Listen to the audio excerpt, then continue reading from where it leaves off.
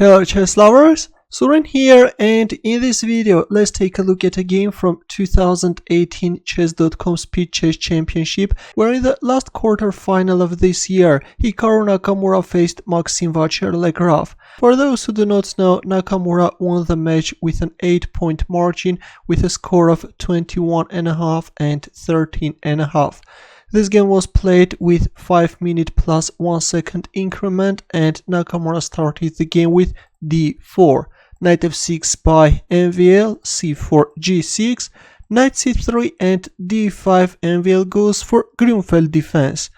An opening which was seen a lot of times during this match. C takes d5, white goes for the exchange variation, knight takes d5, e4, knight takes c3, b takes c3, bishop g7 and bishop g5. White's main idea in this line is to provoke the move h6 and then to continue with bishop e3, queen d2, thus gaining a tempo by attacking the black's pawn on h6. However, black can easily manage without moving his h-pawn, and MVL played c5. By the way, Nakamura would continue using this bishop g5 line successfully throughout the match. Black is instantly challenging white's pawn structure in the center. Rook c1, c takes d4, c takes d4, knight c6, black is starting to put more pressure, d5, knight d4, bishop e3.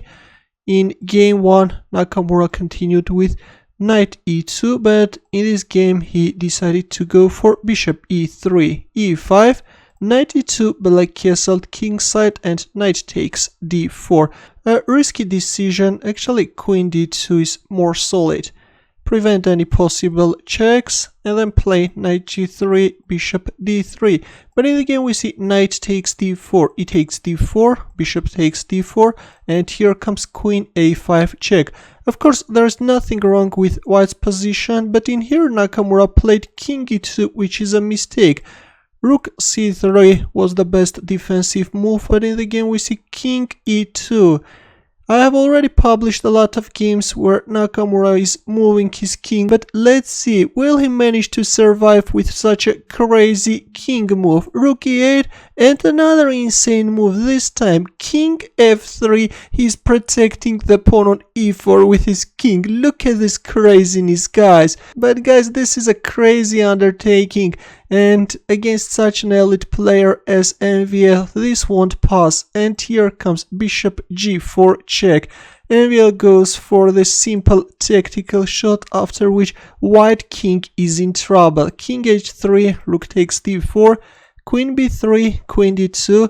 Black pieces are starting to intrude inside white's camp. Queen takes a2, queen f3. Of course, bishop e2 could have been better, though after queen takes d5, rook d1, even if white can go for several exchanges, then the endgame is lost, guys. These two pawns can easily finish up white.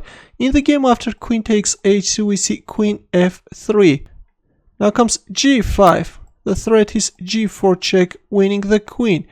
g4 by Nakamura, but now comes h5. Rook g1, rook f4, and finally Nakamura resigned.